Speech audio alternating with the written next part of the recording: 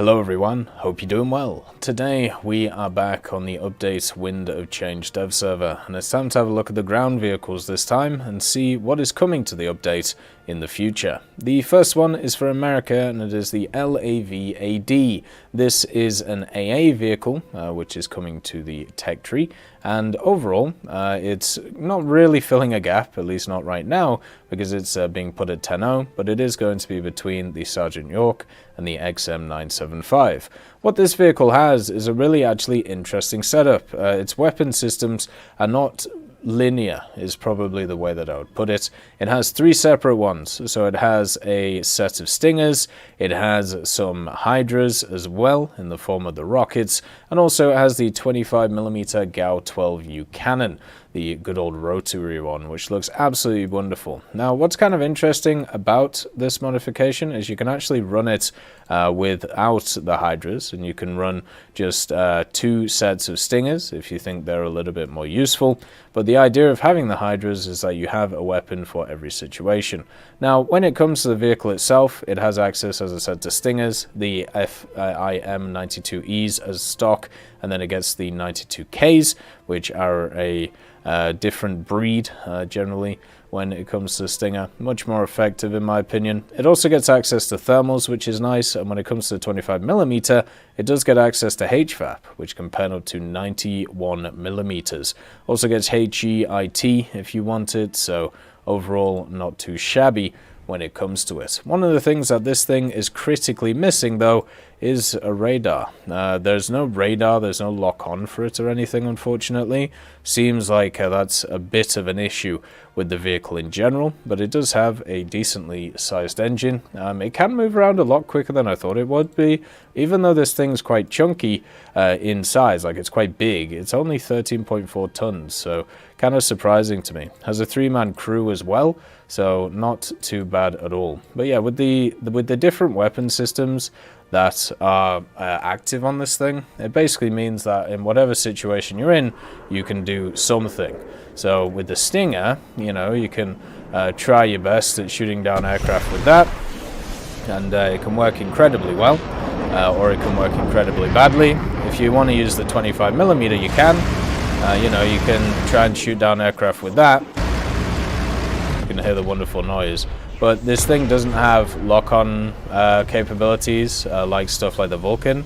And you can see with the rockets, you can try and do things with them too, if you want to bring them along. So yeah, there's a little bit of fun for everybody here. You can see even against ITs, the HVARs can do something.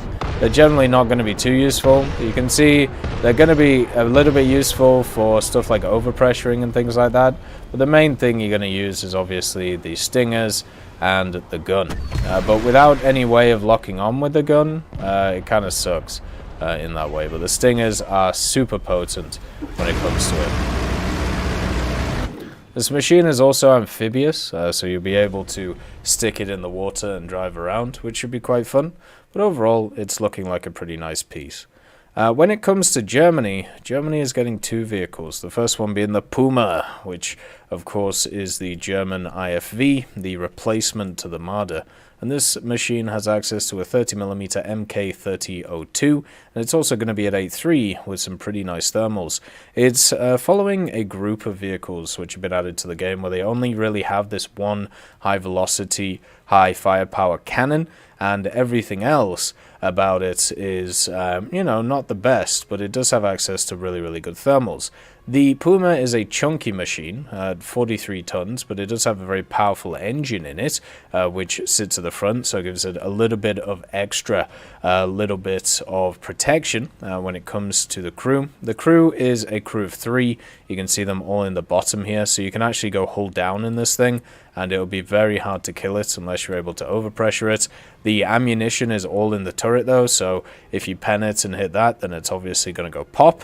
But it has a lot of dead space in the vehicle back here because, well, it's designed to carry troops. So the fact that there is all of this empty space, there's normally people here at least, you know, traveling in a combat situation.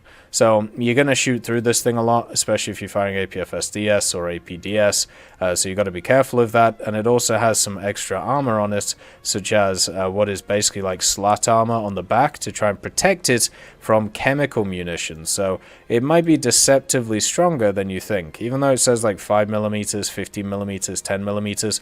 All of this is different layers of defense, and it also has some inside as well. So some vehicles are going to really struggle against this. The gun itself pens with APFSDS up to 121 or 70mm on 60 degrees, which isn't bad. It also has access to a laser warning receiver, or laser warning system, I should say, which is really nice, and also a laser rangefinder. So this one, if you catch people off guard with from the side, kind of like the machine from Japan, you will really just wreck house. So it's looking pretty fun, and also it was leaked like 2 and a bit or maybe 3 years ago, so it's really nice to finally see it in game when it comes to it. Then we have the Turm III. This is one of the pre-orders that is coming in when it comes to the game itself. The Turm III being at 8.0, and this thing is, let's say, unique. It's built on top of the idea of a Leopard, and it does have the L7A3 105, and it does also have a coaxial 30mm. Now, the coaxial 30mm only fires SAP and HIT, so it only pens up to 53mm, which is a bit rough, but will be good for knocking barrels and also knocking tracks. At the same time, when it comes to its rounds, remember it's premium, so you don't have to research any of the modifications. It has access to heat, the HeatFS DM12, and also the DM13. Now, the DM12 is a completely fine round. The only thing you're going to struggle against in this vehicle is stuff with chemical protection, so stuff like the T55AM, but you make up with it in other areas. This machine is huge. It has a massive transmission on the back, and it's got a pretty decent reverse, but from the acceleration profile that I've seen so far, I'm not really impressed. 42 tons, 856 horsepower, gets a little bit, it takes a little bit of time to be able to push up when it comes to it, but you can see all of the interesting internals. So this thing has a very unique turret. Technically, it's 3-plane stabilized when it comes to the gun, but right now it is just 2-plane stabilized. I don't know if they're going to implement the 3-plane, but because of its wonky setup, it also has access to 3 crew and an autoloader. The autoloader loads at 5 seconds.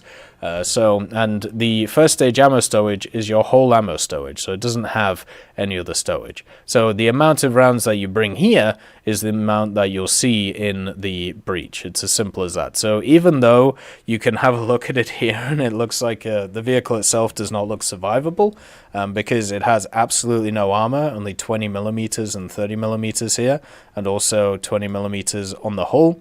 Well, what it means is if you only take like 20 or 15 rounds, it'll only cover up this little area. So there's all this dead space here and here that people can shoot through, and it won't do any damage against. But if you're looking for the kill shot on this thing, basically just shoot the gunner, because it'll kill the commander who's directly behind him.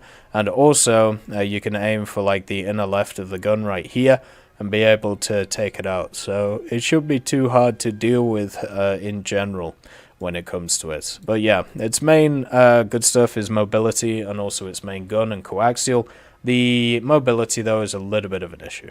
It's not the best, and it also doesn't have a stabilizer, but that doesn't really matter when you have a 5-second reload. Surprisingly, this thing has 12 degrees of gun depression, but it's also really tall, so I suppose that makes sense in itself.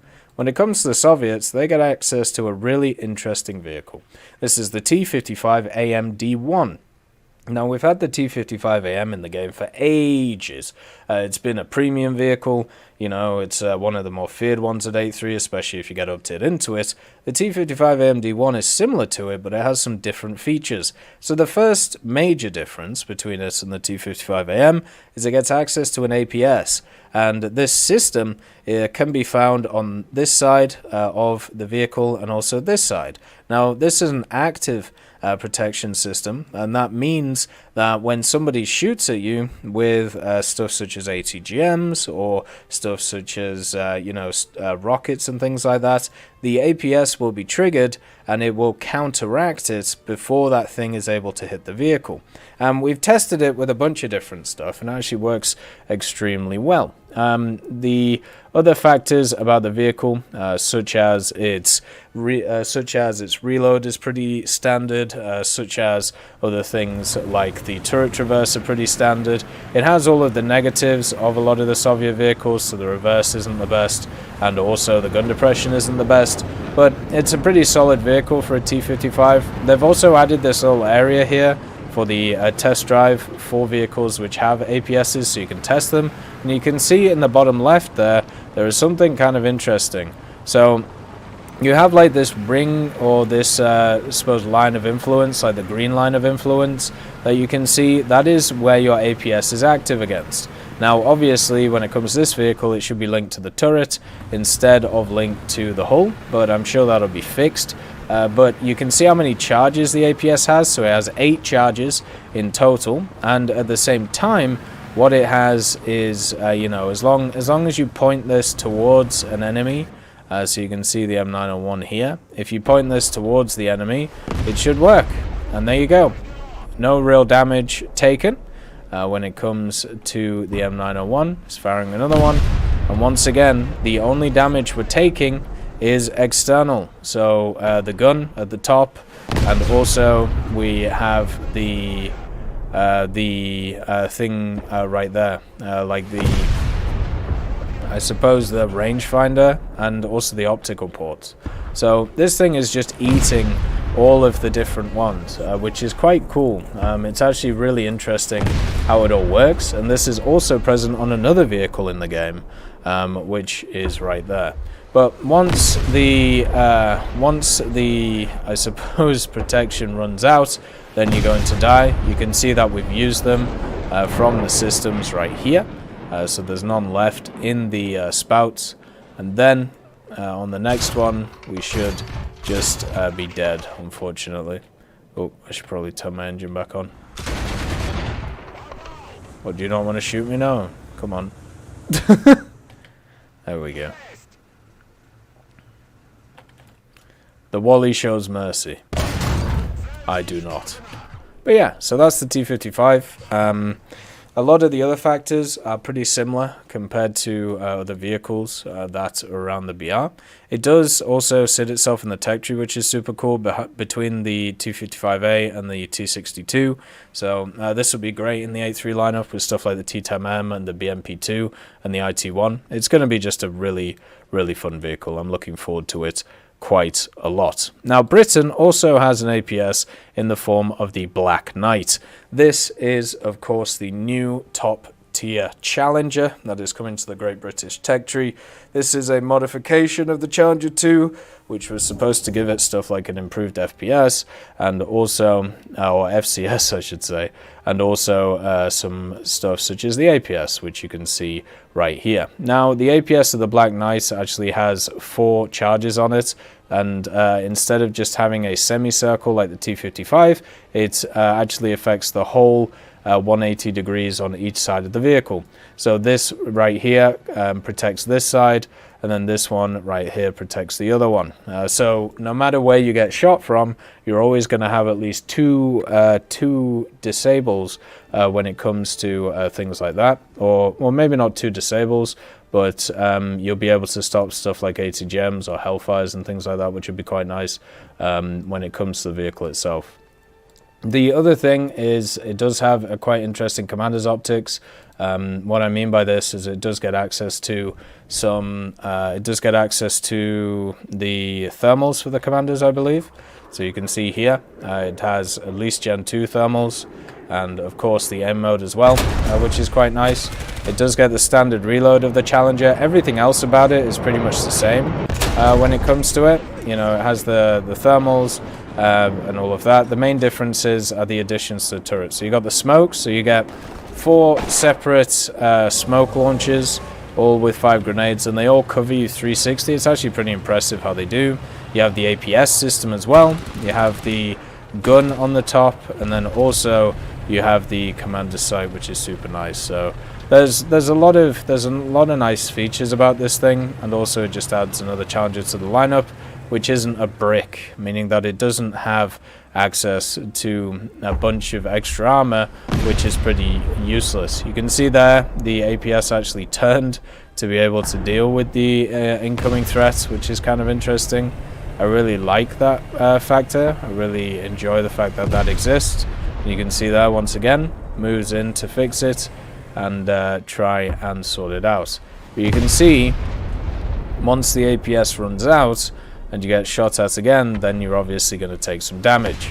And there you go. The commander's dead because there's no more APS. Now you can reload the APS if you want. You can actually reload it, add stuff like cap points, such as this one that you see over here. But obviously we're not going to do that. It takes ages to reload as well. That's one thing to know. Very similar to rockets if you don't have them. But yeah, it sucks quite a lot. All of the other stuff on the Black Knight, you know, it has the LWSLR, which is super nice, and the L27A1. So not really an upgrade in firepower, not really an upgrade in mobility, not really an upgrade in really anything like that, just upgrades in the systems that are on it, and I think that's pretty cool.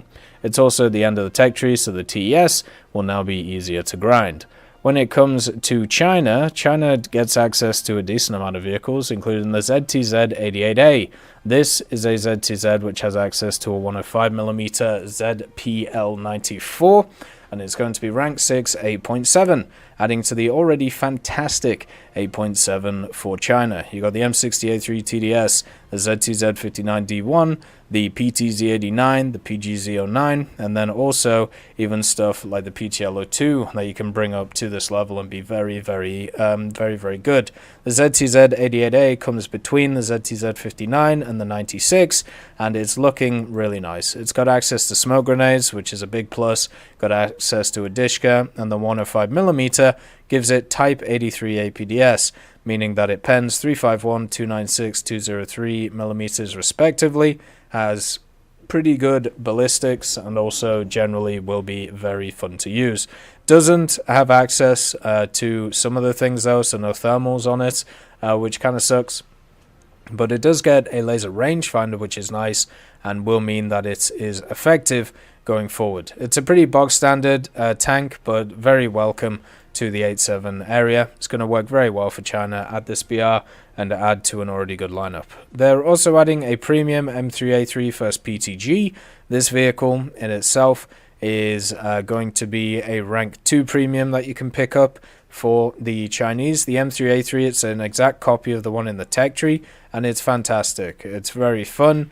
The 37mm is great. The speed is awesome on this machine. It gets some smokes, it gets some scouting, it gets pretty much everything you would want, and also it gets a new look of paint. So definitely a vehicle to look for when it comes to actually playing China. And also this will probably be part of the Chinese starter pack, looking at it compared to other vehicles that are around. There's also another premium that is coming in for the Chinese, and this is the ZTZ-96AP. This is coming in at 9.7 because it's the equivalent to the 96A, which is in the tech tree. So the difference between the 96AP and the 96A is the turret. The turret is slightly different on both of them. Every other stat on it is exactly the same. The modifications are exactly the same, as you can see. So there is no difference when it comes to rounds or when it comes to anything like that. It gets access to the 125i, which is really good as a round, and also gets the laser rangefinder, the thermals, and the smoke grenades. But the two major differences between it and the one in the tech tree that you may have already played is it has some electro-optical active protection system, so it has some dazzlers on it, and also it doesn't have the extra ERA on the turret. So the ZTZ-96 has these FY4 blocks, the ERA which is all sat around the turret right here, but the ZTZ-96A doesn't have that. It's just a flat block of composite armor compared to the triangles, so that's something to note. It does still have it on the upper glacis, though it seems a little bit weird. Not really sure what's going on with that one. When it comes to this one, I'll show you how it works. It's very similar to the T90 one, so if your eyes are a little bit sensitive, I'd look away now. you have about 5 seconds, because the fact is, you know, you can see the lights right here. You can see that's the Brennus with its dazzler that it has. But there you go. So if you're in infrared, this is what it's going to look like. Very similar to the T90, just coming from those two light sources. So yeah, it's pretty interesting, and it definitely makes it unique compared to the ZTZ96A. And it's going to be a really good premium. The 96A is a good vehicle. It works very well for China, so there's no reason why its brother as a premium wouldn't work well as well. It'll be interesting to see if this is a GE premium, actually, because it's not been labeled as a pack one. Then, when it comes to France get probably my favorite vehicle of the updates, apart from the B26, the ELC Bis. This is a fantastic small vehicle. It's absolutely tiny when it comes to it. This is a two-man crew machine and has access to the 90mm D915. This means that it has some Heat FS with it, which pens 320, 277, 160. And it doesn't have a ton of bells and whistles because, well, it wasn't really designed for that. It was designed to support stuff like paratroopers or fast-moving troopers through the battlefield. It was a way of being able to get something which was small, mobile, be able to airdrop it, and support troops on the ground quickly.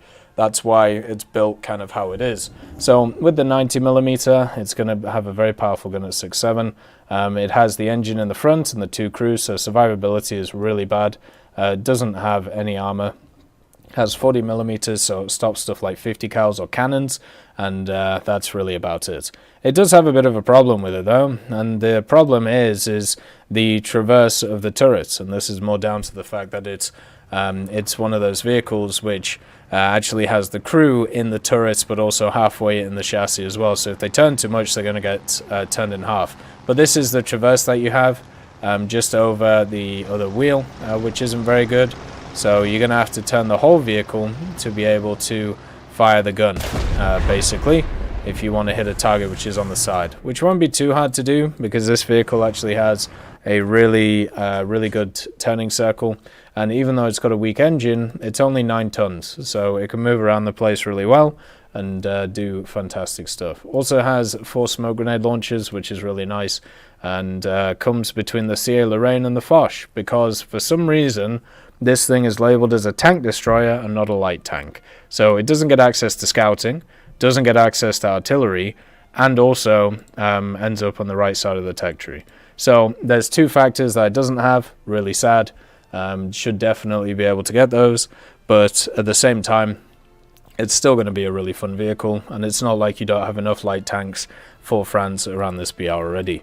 The last one that we're going to cover is the Swedish, because I'm going to save the Israeli stuff for another video, because there's so much of it, and this is the Strv 105. This is the vastly upgraded Centurion compared to some of the other ones.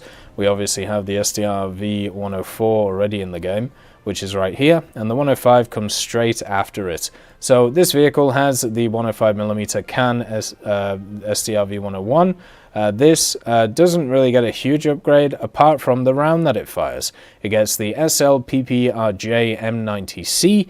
This pens 436, 368, 252mm respectively, and at 9.0 that is fantastic. This machine also gets access to thermals, which will give it a nice little boost, and of course it gets a laser rangefinder and smoke grenades as well.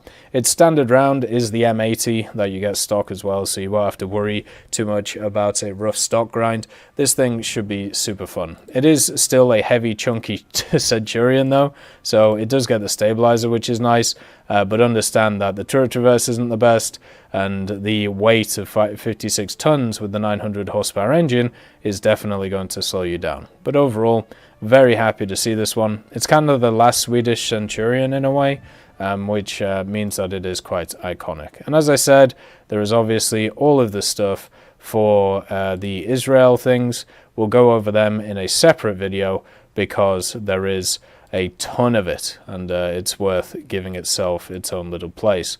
One thing to note as well, there's a few other ground vehicles in the files, including some Israeli ones, and also a Romanian Panzer 35T.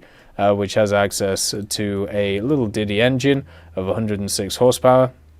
So this is just kind of sat there. Don't really know why. Maybe it's for an event, maybe it's for something else. Who knows? We'll have to see in the future. But as always, I hope you have a wonderful day, and I'll see you next time. I'd just like to thank Merciless Reaper, Jerry Provolt, Mega Dino King, Professor X1718, Orange Tail, Sakoshi Tiger, Teddy, John Ryman, Universe, Eugens Terry, Ambrosius McClellan, Daniel Stanton, Martinez, Moxie, B. Young, and Derek R., Barine, Lafouche, and Samuel Slick for supporting the channel.